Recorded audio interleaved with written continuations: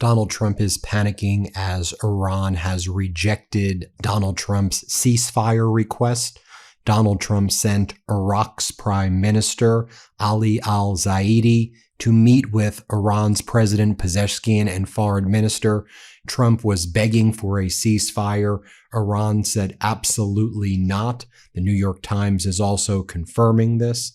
Iran on Thursday rejected a ceasefire proposal from Donald Trump that was carried to Tehran by the Iraqi Prime Minister, according to both Iranian and Iraqi officials.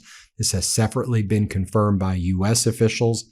The failed mediation effort came as Donald Trump is now threatening to escalate the war even more. This is happening at the same time the markets tanked today. Oil is now over $100 per barrel, crude that is. The 10-year, 20-year, 30-year Treasury note yields are at record highs. Mortgage rates are soaring. The price per gallon of gas, as you know, is surging.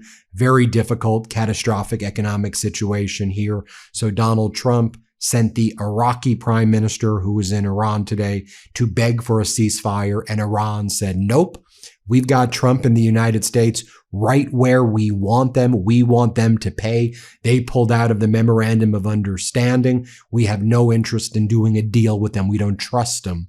Iran's foreign minister, Araghchi, says that Iran and the U.S. already had enough mediators. We don't need a new one in the Iraqi prime minister.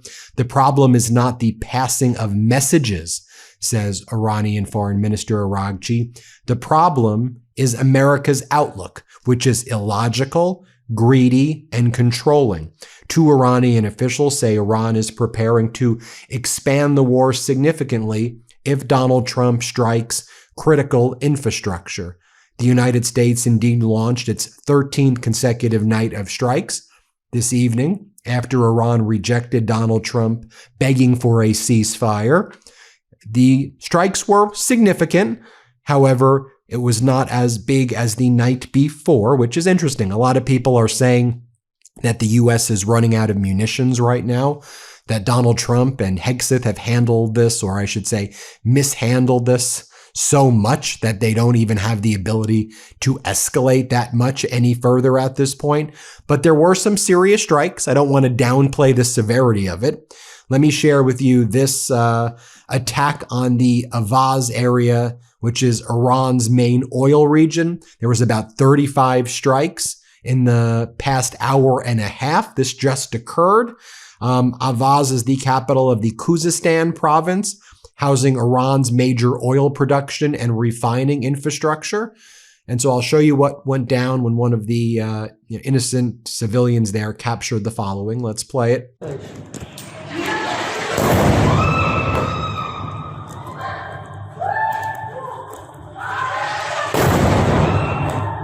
This is what the air defense system looked like in western Tehran, which the Trump regime says they don't have any air defense system. Let me show you what it looks like as the U.S. was sending fighter jets over Iran. Let's play this clip.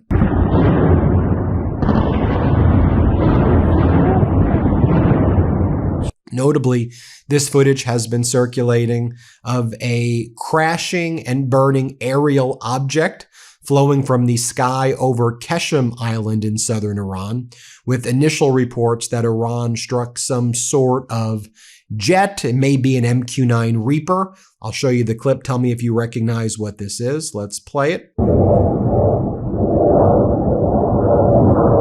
Now, this also comes at a time where dozens of United States Air Force cargo planes, C-17s, and other heavy lifts can be seen flying from European bases to the Middle East today. There's a full-scale air bridge reactivated right now, which hasn't been seen since the beginning of this catastrophic war. Should also be noted that on Thursday, the Defense Department is now deleting the killed in action and injured in action numbers from the website. We've been talking about this now, in our reports about 3 or 4 days ago. We said they're deleting the casualty numbers. I see them manipulating the casualty numbers on their web. I saw them deleting it. They were deleting it. So they downgraded the killed in action from 18 to 14, and they reduced the injured in action by 20 as well, because the Trump regime is saying that the recent deaths did not take place during Epic Fury, that Trump did a ceasefire, so Epic Fury ended, and that was a different war, and that this is something else right now. So they're deleting the killed in action numbers, and this follows Donald Trump at Dover, Delaware, where Donald Trump said that he lied, and which what else is new? But he said that the troops who were killed, that their final words before dying basically was that they didn't want Iran to have nuclear weapons. I mean, how sick and disgusting for Donald Trump to just make stuff up about service members who got killed in action. Now, Iranian sources are also claiming that Iran destroyed U.S. HIMARS, those missiles that they shoot from the ground in northern Kuwait. You can see some footage right here as well. Iran currently is conducting strikes over Kuwait and Jordan. We know that's taking place as I am recording this. According to an exclusive report today from CBS, citing U.S. officials who spoke on a condition of anonymity, the rate at which the United States is expending some of its most advanced air defense interceptors and precision-guided weapons in the Middle East is a point of great tension inside the Trump regime. Dwindling stockpiles of defensive interceptors and long-range missiles, including stocks of the Army Tactical Missile System, the ATACMS, as they're called, have become a major pressure point for top military officials. And we're running out of munitions. The strategic reserves have hit tank bottom. Crude likely will hit $120, $150 a barrel pretty soon. It's already over $100 a barrel. Iran knows they've got the United States right where they want them. I mean, earlier today, MB Ghalibaf, Iran's parliament leader, was mocking Donald Trump, saying, 10 of 10 move, Donald. Right now, we're watching your gas prices surge. We're watching your interest rates rise. We're watching your markets crash. Well done, Donald. At the same time, Donald Trump asked the Iraqi prime minister to beg Iran for a deal. I mean, again, how pathetic is it that that's what Donald Trump is doing? Especially Donald Trump, they want to make a deal so badly. Trump posted the following recently. Please let this statement serve to represent, this is what he just posted. Please let this statement serve to represent until further notice that from this point forth, any and all damages done to ships, cargo, or anything related thereto will be paid for by Iranian money that the United States has in its possession and controls. These damages may be very substantial, but nevertheless, this is the fair and equitable thing to do. Thank you for your attention to this matter, Donald J. Trump. Didn't you say that if Iran strikes tankers, that all hell will break loose or something like that, or that you'll unleash hell on them and that you will blow up their bridges and power plants? And so now you're saying you're going to take their money? As this Just Dario account explains, Trump must have forgot that he promised that the money would have been spent by Iran to buy wheat, corn, soybeans, and other produce from U.S. farmers because the country was starving. Logically speaking, U.S. farmers won't see much of that money anymore, while Iran doesn't care. Satellite images are currently showing that Iran has built back its infrastructure fast after the Trump destruction. Iran repaired a bridge that Israel struck with 3 bombs within days, surprising Israeli officials and prompting them to question the effectiveness of their targeting at the beginning of the war. And now you see Iran, Trump destroy something, they build it back right away. And while they're focusing on executing a very tactical plan, Donald Trump is doing his deranged, whatever you want to call it, where he's speaking in Georgia and all these places, doing his YMCA dance. It is so utterly weird. More satellite surveillance photos showing U.S. military housing structures that were destroyed recently, so you can see for yourself. But Trump claimed today Iran really wants to make a deal. They're begging for a deal. When Donald Trump said this, what we didn't know at this time, although we knew that he was desperate, that he sent the Iraqi prime minister to ask for a ceasefire and Iran was rejecting it. Here's what Trump said. You can hear it for yourself. This is what he said earlier. So utterly pathetic. Let's play it. We're doing very well against the Islamic Republic of Iran. We're doing extremely well. They would like to do something, but I say they're not ready yet. They need more of the same. They're not ready yet. They got some evil intentions. We cannot let them have a nuclear weapon. If we did all this that I'm talking about your data centers, isn't that important? When they start blowing away communities, one by one, we cannot let them ever even think about having a nuclear weapon. And that's exactly what's happening. They'll never have a nuclear weapon.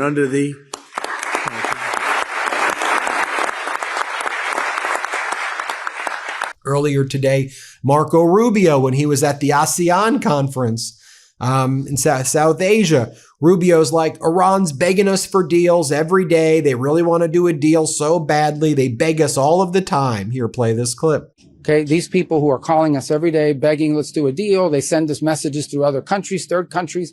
I mean, they're running out of countries to send. Even I had countries here coming up to me. Oh, I just spoke to the Iranians. They want to do a deal. The problem is every time these people do a deal, they either break it or after they make it, they want to change the deal. So they're probably not ready to do a deal yet, but they will be soon. Notably, Rubio was talking about the Trump regime, that now the Trump regime has gone to another mediator, Iraq. I guess Qatar doesn't want anything to do with this anymore. Pakistan can't do anything. You know why Pakistan? Pakistan has a defense treaty with Saudi Arabia at this point. So Pakistan has been neutered as a mediator. They're gone. Qatar doesn't really want to be involved anymore because they realize that they want to try to figure out how they could work with Iran more closely so Iran doesn't blow up the oil field there if the United States blows up Iranian infrastructure. So Qatar's worried about, its oil fields right now. They're freaking out.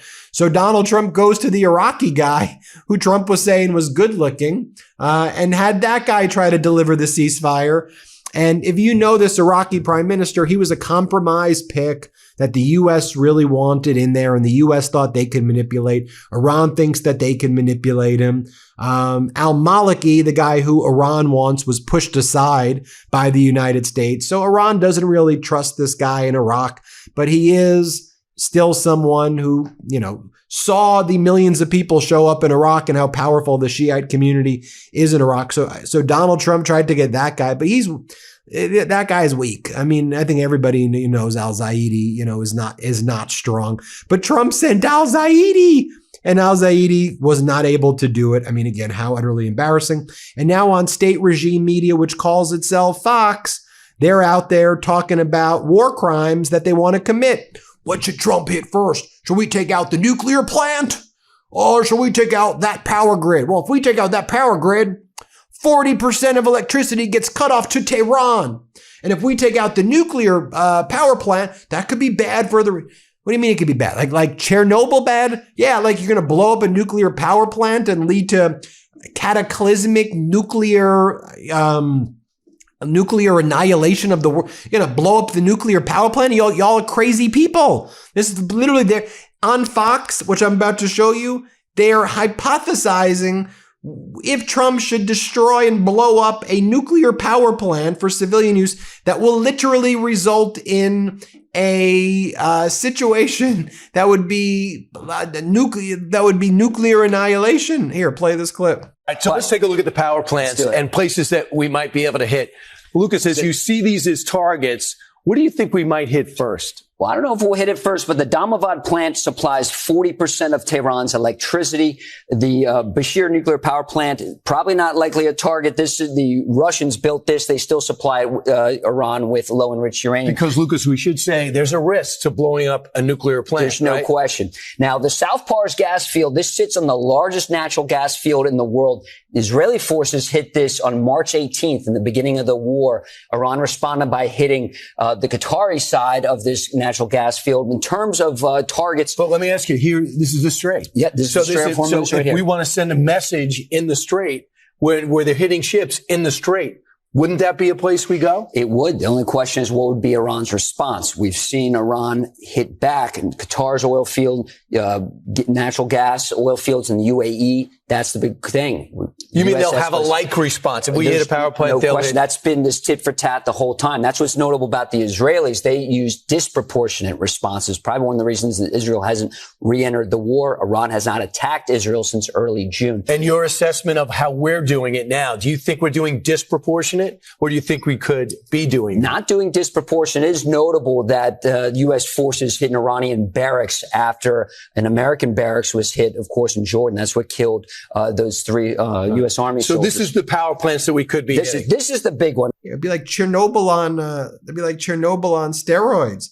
So Marco Rubio leaves by saying, I hear that Araghchi, Iran's foreign minister, wants an eye for an eye. I want their head for an eye. Hey, you're out of munitions, idiot. You're a loser. And you have brought the United States into a catastrophic war that the U.S. is losing. You loser. It's a regime of losers. And now you're begging for ceasefires while acting tough. Iran knows how desperate you are behind the scenes.